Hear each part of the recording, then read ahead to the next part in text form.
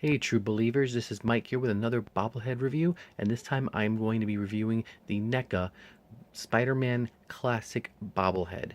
Now, this is the view of the box that I got. Unfortunately, the box that I did pick up was damaged. It was the last box that they had, and there was no way that I was going to let a damage to the box stop me from picking up this bobblehead. Um, huge Spider-Man fan. Aside from the Yankees that I collect, Spider-Man is another thing I collect. So as soon as I saw this in Previews magazine a few years back, I knew I had to have it, and when it came out, I snatched it up pretty quickly. So let's take a look at the box before we get on with the bobblehead. Now, in the front of the box, you're going to see a picture of what the bobblehead looks like. Over here in the corner, you have a picture or a rendering of a classic John Romita Spider-Man drawing. If For those who don't know, John Romita Sr. took over the reins of Spider-Man after Steve Ditko, the original artist, left the book, I believe, after about 38 issues or 40 issues. A little sketchy on that, but it was around that time that John Romita took over. And John Romita, to me, has one of the most classic Spider-Man out there in his history. So take a look at the side of the box, and you got a big blow up of what Spidey looks like. You got this NECA in the bottom, little Spider-Man symbol over this side, Spider-Man Marvel Spider-Man Headknockers. Over here you could see what I was talking about the box, but wasn't gonna let that stop me from buying it. And the top of the box, the rest of the sides are all the same. Top of the box you have, just looks like it was in space. Marvel Spider-Man Headknocker. There's other head knockers that were released. I know there was an Iron Man one. I believe there was a Captain America head knocker, and there was a Hulk head knocker. I do at one point want to get all the head knockers, but the Spider-Man one was the first one that I had to have. So now, without any further ado, let's take a look at the bobblehead itself. And here he is, classic Spider-Man. Now the box had a rendition of the John Romita Spider-Man. This Spider-Man to me looks more like the original Steve Ditko Spidey. Let's take a look at the bobblehead itself. I believe this bobblehead might be about like 4 to 5 inches tall. Obviously he's crouched down, so it makes it a lot smaller than the other bobbleheads that were out there that were released. It's on a black base.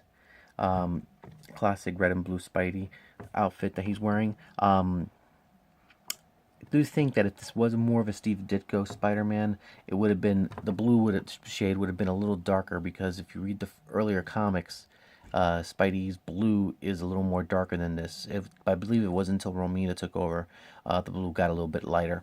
So you gotta, this is a great right here. If you're gonna display Spidey at some point, I personally display him this way, but looking at it this way, this is actually pretty sweet to have him displayed that way. That's a great profile on Spidey. You could totally see the Steve Ditko-ish eyes that Spidey's sporting over here.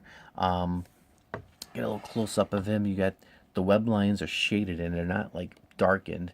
It's shaded, and I think that's absolutely fantastic. That's a great touch there. This might not have been all that great had it been darkened up like that. And in the front, you can see it's a little darker. And I just didn't notice. I didn't notice this until now, but it looks like my Spidey's got a little bit of a problem with the nose, which kind of sucks. I never even realized that. I'm hoping it comes off. Maybe it's just something that needs to be wiped off. I don't know.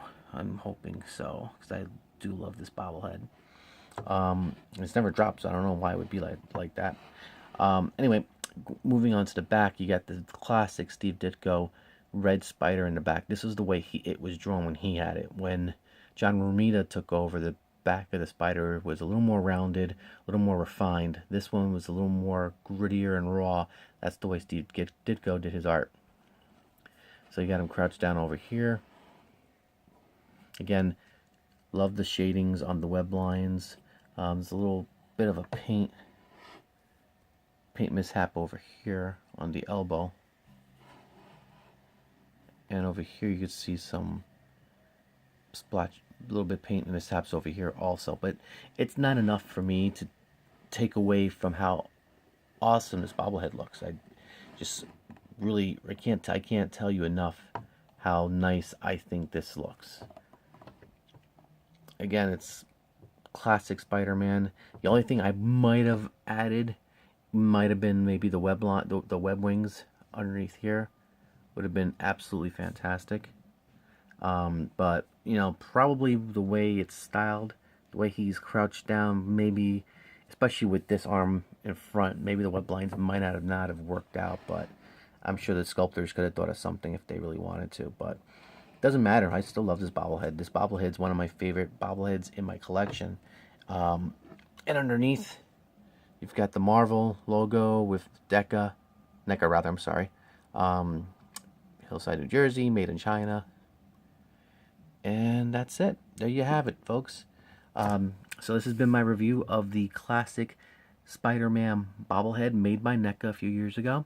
If you haven't got this bobblehead and you are a Spider-Man fan or even a bobblehead collector, I can't say nothing really bad about this bobblehead. I think it's worth the investment.